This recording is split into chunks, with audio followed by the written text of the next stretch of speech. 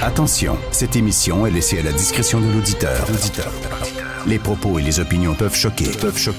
Oreilles sensibles s'abstenir. Richard Martineau.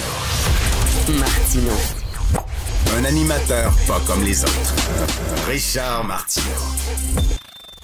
Bon vendredi, ma gang de malades. Je sais pas comment Stéphanie fait parce qu'elle s'est réveillée à 3 h du matin pour faire salut bonjour ce matin. Puis elle est fraîche comme une rose. Il est 3 h l'après-midi, puis elle va être avec nous autres jusqu'à 6 h le soir. Tu veux pas savoir combien de café j'ai bu aujourd'hui, là? Une sieste? Même pas. J'ai pas le temps. Non, mais elle se réjouit de passer du temps avec toi, Richard. Là. C'est toi qui l'allume ainsi. Je suis bien chanceux. Voilà. On dit qu'il faut boire de l'eau pour rester éveillé, pas du café. J'alterne entre les deux. T'alternes entre les deux. Au café. Mais en tout cas, merci d'être à l'émission, même si tu t'es levé très tôt. Est-ce que ça vous est déjà arrivé de rencontrer quelqu'un que vous admiriez, quelqu'un que vous respectiez énormément, puis d'être déçu? Oui, une fois. Ah oui? Raconte donc. Le bassiste des Misfits, Richard. Moi, j'arrivais dans les années Musique Plus, puis j'arrivais toujours avec des concepts un peu le fun là, quand je voulais interviewer du monde. Puis là, avec ce bassiste-là, toute la fin de semaine, je rencontrais des gens de métal, de punk. Je disais, hey, on va tirer au fer à bras, on va tirer au poignet juste pour le fun. On s'amusait avec ça. Lui, il était comme... Je fais pas ça. Il est resté super bête, puis finalement, il avait aucune empathie, aucune envie de collaborer. J'étais là. T'es un peu plate parce que tous les punks, les gros métalleux autour de toi qui ont beaucoup plus de succès maintenant, ils ont tout embarqué dans mon affaire.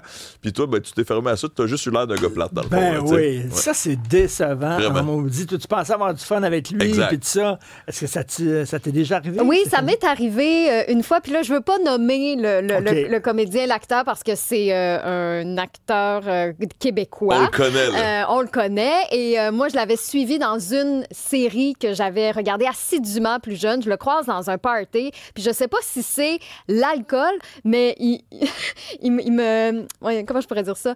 Il parlait de mon nez. Il était comme, hey, t'as vraiment un long nez, très arqué. Puis là, après ça, il me dit, tes dents, faudrait que ça...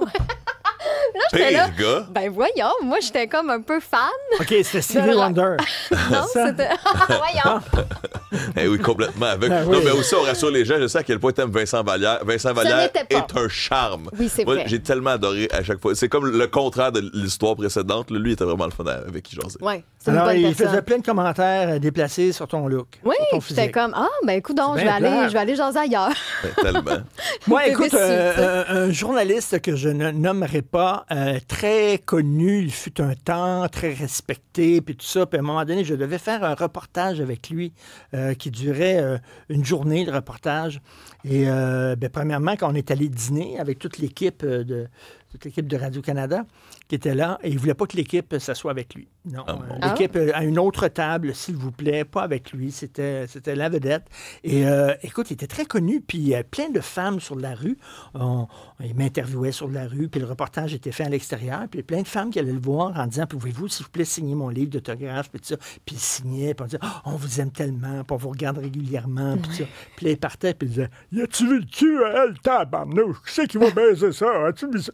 Épouvantablement vulgaire. Oh mon Dieu. Qui se moquait des femmes qui allaient le voir pour lui demander des autographes en disant, ben laide, voyons donc. Non. Aucun bon sens.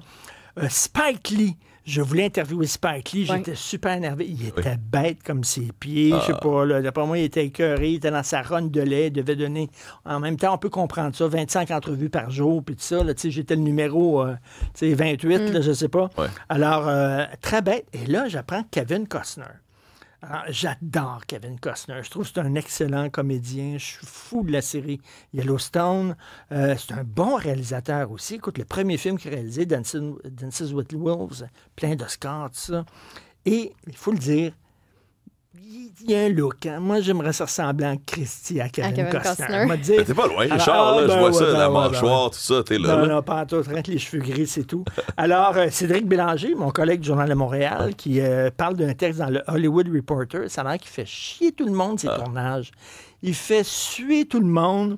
Il veut réécrire le scénario. C'est mal écrit, puis tout ça. Il dit pas ce qui est écrit dans le scénario. Il improvise, alors que le réalisateur dit non, s'il te plaît, j'ai écrit ce scénario-là. Là, peux-tu le dire? Non. Ça doit pas être bon tout le temps C'est pas non bon. plus. En chicane avec les comédiens sur le plateau.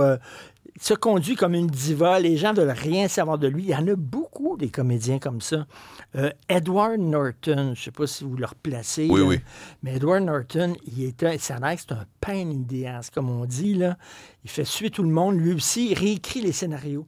Tu envoies un scénario, il dit oui, je vais jouer dans le film, puis après ça, il te renvoie sa version du scénario en disant je trouve qu'il est mal écrit, puis c'est ça que vous devriez faire. Ben oui, ils se prennent pas pour des 7-Up flat, hein? Ben non. C'est pas pour rien qu'Edward Norton n'est plus le Hulk. Et au début de la saga Marvel, là, il y avait un premier film, là, avant que ça soit aussi gros, là, le MCU, etc. Edward Norton jouait Hulk, mais finalement, dans les vrais films des Avengers, c'est plus lui. Ben, il n'y a plus personne qui veut travailler avec lui. J'imagine. Et là, écoute, j'ai un extrait, Shia LaBeouf. Ah. Oui. Connais-tu Shia LaBeouf? Ah, oui. À un moment donné, il a comme tilté un peu. Je l'ai croisé dans une toilette de Los Angeles. Non. Absolument. Oui, 100%. Est-ce qu'il y avait une paille dans le nez? Non, il n'y avait pas une paille dans le nez. On s'est juste croisé. Je sortais, puis il rentrait, puis il m'a juste fait un petit bonjour. Tu vois, il était smart quand même. J'ai rien à dire contre Shia. OK, maman, c'est Shia qu'on dit? Moi, je pense que je dis Shia LaBeouf. Shia LaBeouf. En tout cas, bref.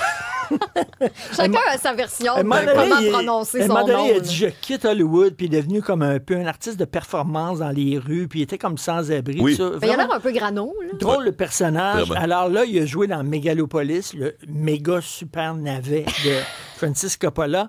Mais il y a eu un film qui a été tourné sur le tournage de Megalopolis. Et là, on le voit en train de s'obstiner avec Francis Coppola quand même. Le gars, il a réalisé Apocalypse Now. Il est à côté, il est à droite. Bon, là. mon sosie, là, voilà. Ton sosie. Alors, Exact. il a réalisé Apocalypse Now, il a réalisé Les Trois Parrains, je m'excuse. Là, alors, là, Shia LaBeouf n'était pas content de ce que Coppola lui disait. Coppola, il dit, tu vas marcher, tu vas traverser la pièce, tu vas t'asseoir derrière un pupitre. Puis là, lui, il ne voulait pas s'asseoir derrière le pupitre, il dit, je m'assois devant. Coppola, il dit, non, tu t'assois derrière. On regarde l'extrait, Jean-Philippe. You don't like it? I'm trying. I'll be at the desk, for sure. Whatever. Okay, so I'll get to the desk and let's say. I mean, if there's a reason why I have to have a shot over here when I'm planning to have a shot over there, because then I have the shot over there, and then the scene's over.